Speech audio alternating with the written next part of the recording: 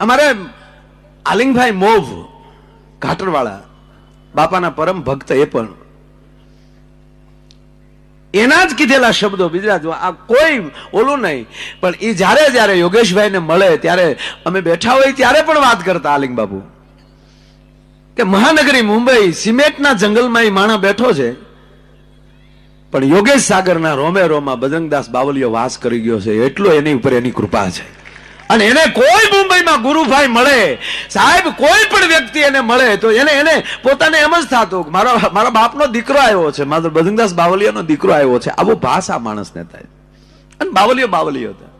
હમણાં યોગેશભાઈ થોડાક દિવસો પહેલા સોમનાથ કાર્યક્રમ હતો કાર્તિકી પૂર્ણિમાનો, અને એ પેલા થોડાક કામ માટે હું સોમનાથ દર્શને ગયેલો ને થોડુંક કામ એટલે ત્યાં બેઠેલા, અને આપણા પીકે લેરી સાહેબ આપણા ગુજરાતના મુખ્ય સચિવ હતા પોતે, કનુભાઈ લેરીના દીકરા, અને કનુભાઈ લેરી અને પૂંજી બાપાને બહુ સારા સંબંધો.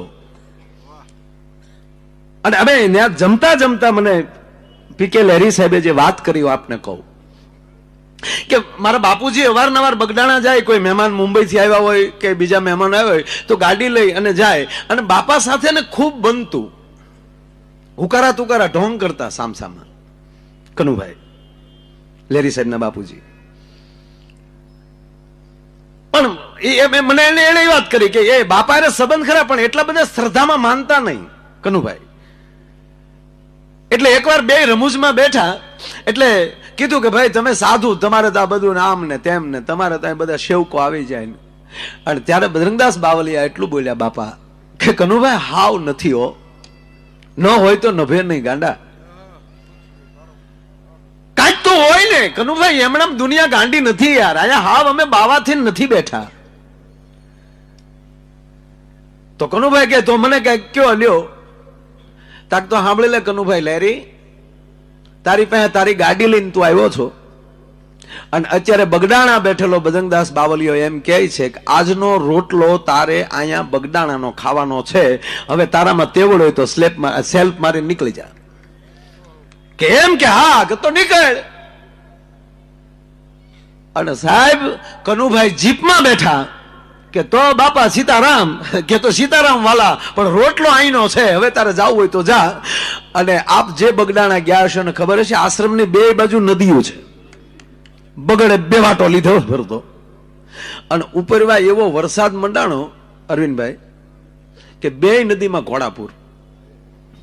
બગડાણામાં સાટો નહીં વરસાદનો ત્યારે, પણ ડુંગરમાં મેં એવો મંડાણો ને એવું ઘોડાપુર આવ્યું, હાજ સુધી પાણી ઉતર્યું ની. છેવટે કનુભાઈ ને બાપાનો રોટલો ખાવો પડ્યો. ત્યારે કીધું બાપા તમે સાચા છો, અમે ખોટા છીએ. હે આ સાહેબ દુનિયા ગાંડી નથી, એમણા કાંઈક તો છે જ. અને આ બધી વાતો ભારતમાં જ લાગે હો ભાઈ, આ પરદેશમાં આ ફરવા જેવું છે, રહેવા જેવું કઈ છે નહીં. અમે જાય બધે આપણા ભાઈઓ ને સારું કમાય છે 100%, પણ હજી સંસ્કૃતિ પકડીને બેઠા. બાકી મૂળ અમે જેમ પારેટી ભેંસના દૂધની માથે તરનો પોળો જામી જાય, આ વાત જેને પારેટી ભેંસ જોઈ હોય એને જ ખબર પડે. અમૂલના બુકડા ભર્યા હોય એમાં આ હલ ન હોજે, પણ પારેટી ભેંસના દૂધના માથે તરનો પોળો જે જામી જાય એવો કાર્યક્રમ જામ્યો છે. થોડુંક વોલ્યુમ આપજો માઇક વાળા બહુ આઘા, કારણ કે અહીંયા મુંબઈમાં ટેવ હારી ને વ્યસનથી આઘા હારા, કારણ કે મુંબઈમાં બહુ વ્યસન નહીં કોઈને. હા માણસ ફ્રી બહુ. હા પણ આનંદ જ અહીંયા આવ્યા કરે છે. એનું કારણ કે બેનર લાગે ને પોસ્ટર જે લાગે છે ને એમાં એક બજરંગદાસ બાવલિયાનો ઓરિજિનલ ફોટો લાગે છે. અને અહીંયા મને એને બેઠા છે યોગેશભાઈ, અને વારાઘડીએ એને બોલવું એને સારું ન લાગે. એને પોતાના વક્તવ્યમાં પહેલા કહી દીધું કે ભાઈ અહીંયા મોજથી કાર્યક્રમ, અહીંયા કોઈ પૈસા માટે નથી, પૈસાની જયારે જરૂર હશે ત્યારે કહેશું.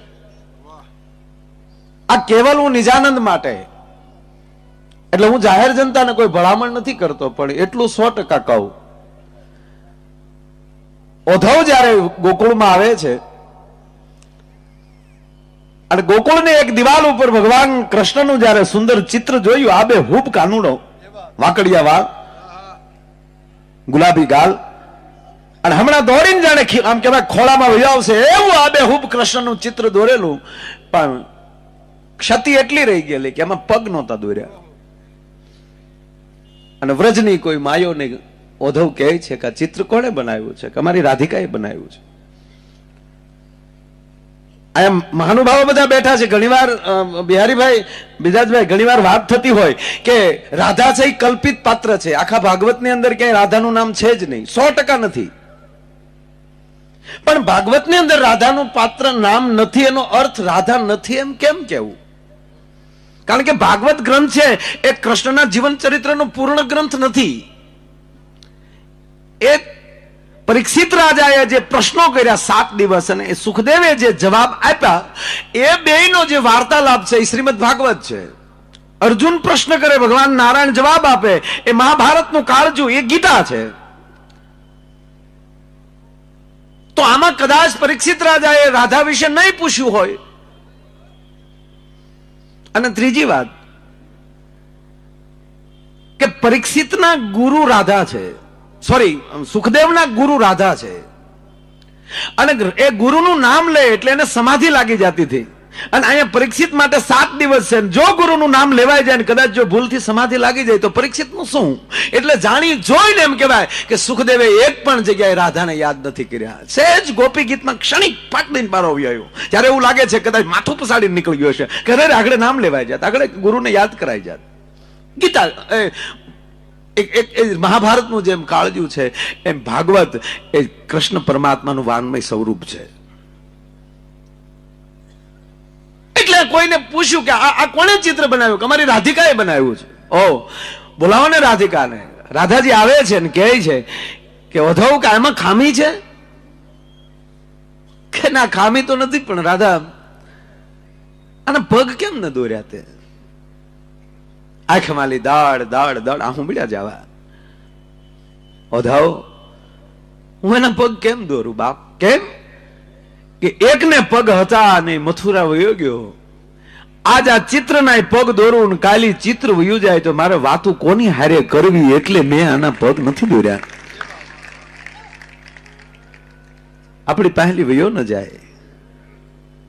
સાહેબ, દર વર્ષે આવો આનંદ કરાવનારો યોગેશભાઈ, એ આપણો લોકપ્રિયતામાં આગળ વધવો જોવે. એ આપણી વચ્ચે